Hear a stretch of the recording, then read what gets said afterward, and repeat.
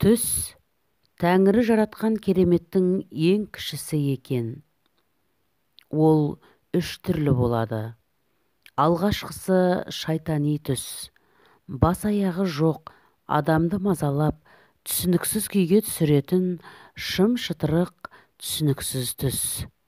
Ел оны шайтанның әсері деп сенеді.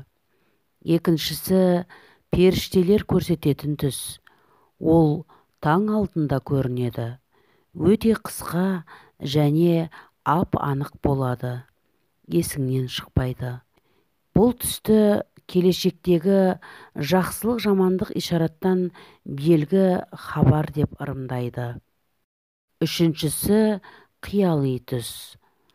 Бұл шайтан мен періштенің әсерінсіз адамның өзі көретін түс.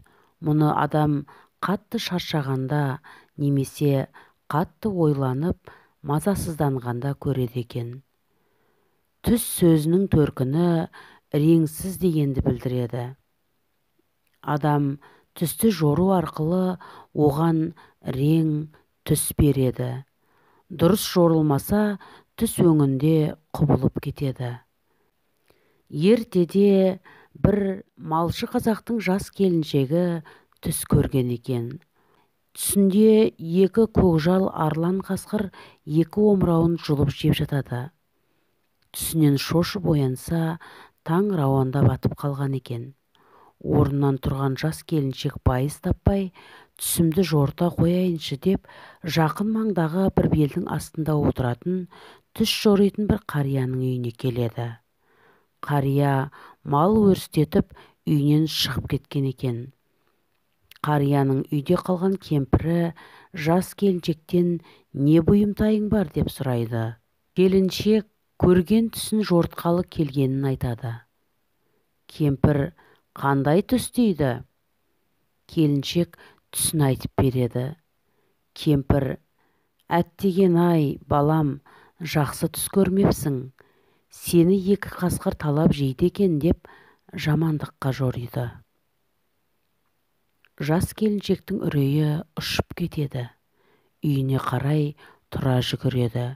Сәлден соң түс жорушы қария үйіне оралады. Кемпір алдынан шығып, жас келіншектің түсін жорып бергенін айтады. Қария кемпірін қамшымен тартып жіберіп: жақсы сөз жарым ырыс деген, аузыңнан бір жақсы тілек шықпады ма? Түс жорушысын тапқанша қыл көпірдің үстінде, ұстараның жүзінде тұрады. Жамандыққа жорысаң жолдан тайып кетеді. Түс көргенді майып етеді. Түстің жақсылығы жорушыдан деген. Келіншектің түсі киелі түс екен. Көкжалдай егіз ұл туатын еді. Омырауын жұлып жатқан көкжалдар сол емес пе? Деп атына мініп, келіншектің ізін қуып кетеді. Жолда әлгі жас келіншектің өліп жатқанын көреді. Екі омырауын екі қасқыр жеп жатыр екен. Қарт өкініштен күрсінгенде қолындағы қамшысы сынып кетіпті. Осыдан бастап түсті бейпіл ауыз адамға жортпа деген ырым шығыпты.